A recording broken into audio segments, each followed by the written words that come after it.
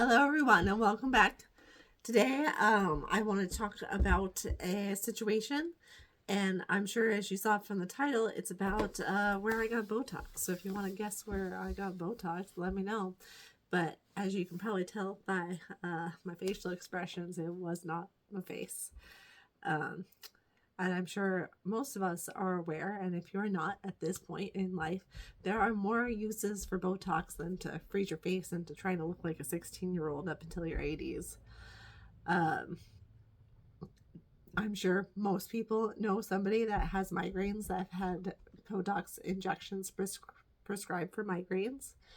There are other things that are done with Botox, but mainly the most important and relative one that we're going to be talking about. And it's not even just relevant for wheelchair users, it's relevant for, it sounds like, people with bladders in general, or specifically, in my personal experience, women. Since I have broken my back about a year and a half ago, the issues that I've had with my bladder have it's been a roller coaster, and I will take you on that journey if you're interested. And if you're watching this because you are having this experience, or you're trying to help somebody who's going through this experience now, welcome. And what I have found when I am sharing what is going on with like the people that are very close to me, um, specifically women, because I don't generally just find every man as an approachable person to be like, I am peeing on myself all the time, sir. Ah. But now I'm putting it on the internet so we all can laugh at it, because it seems like 4 out of 5 women, doesn't matter how old they are, like mid 20s on up, regardless on if they've had kids or not, seem to have bladder issues. And I know it's like a joke that once you have kids, like you sneeze a little bit and you pee yourself, or you laugh and you pee yourself, but it seems to be affecting all women, like a significant portion of women. And we don't talk about it because it is shameful. And that is something that here and now, as we progress into this beautiful time that we live in, that we need to stop being ashamed of things that we don't have control over with our bodies, and treat them as medical conditions that can be addressed, because there are things that we can do other than just like taking over the counter prescriptions, um, specifically oxybutynin, which, to be fair, it exists and it's helped lots of people. But if you read all the cool side effects that that has, that doesn't seem to be something that it's like, do I want to pee on myself, or do I want to gain an uncontrollable amount of weight and like destroy my kidneys? I don't know. But the reason that I got Botox in my bladder is actually, it's not even to treat the bladder incontinence. It is an added bonus. So I'd like to just kind of go over what a neurogenic bladder is, um, what happens when you have a neurogenic bladder that isn't just filling, but it's spasming, and what you can do about it. So I do think that we are living in a time where this information, like 25 years ago, would not be something that you could just Google what is a neurogenic bladder or how do I treat it, um, and you would know. You would have to rely on the medical professionals that are helping you. And it does seem, as I am going on this cool journey with all of you, that it's actually not a well researched topic, or at least it's been researched, but there's not a lot that's known about it. It's just like, yeah, we know what happens, we don't know why it happens. Ta-da.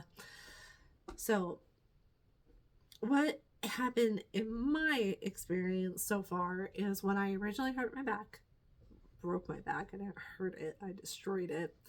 Um, for the first like 10 months, I had a flaccid bladder, and they pretty much refer to all conditions after you lose your function with the bladder as a neurogenic bladder.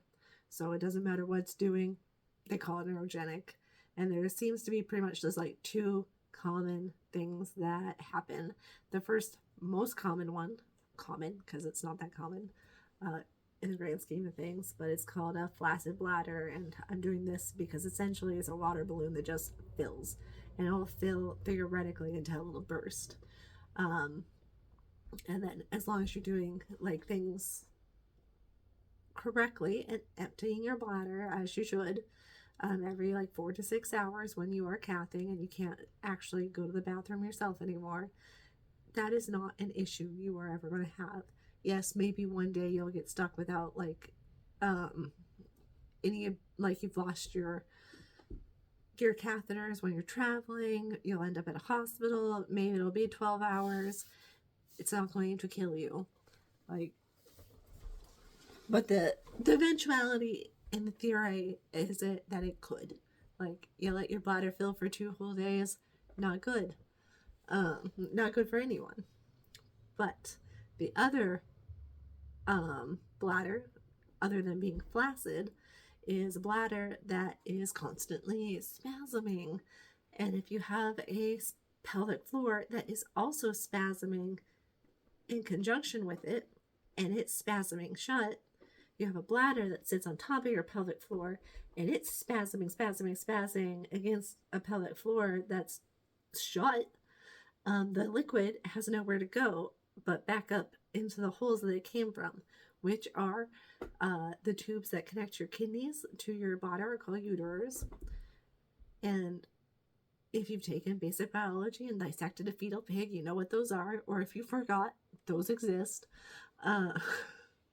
And they're kind of important.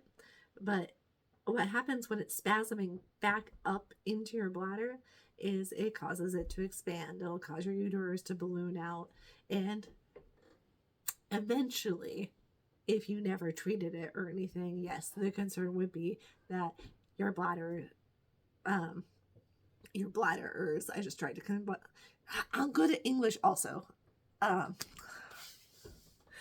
your uterus could burst. Your kidneys could, like, they're honestly, like, from what I've done, they're never gonna just like burst, but they're just gonna swell and become huge. I'm sure eventually someone has had a kidney burst on them, but it seems more likely that you would just get a kidney infection and die. That is the eventual part of it.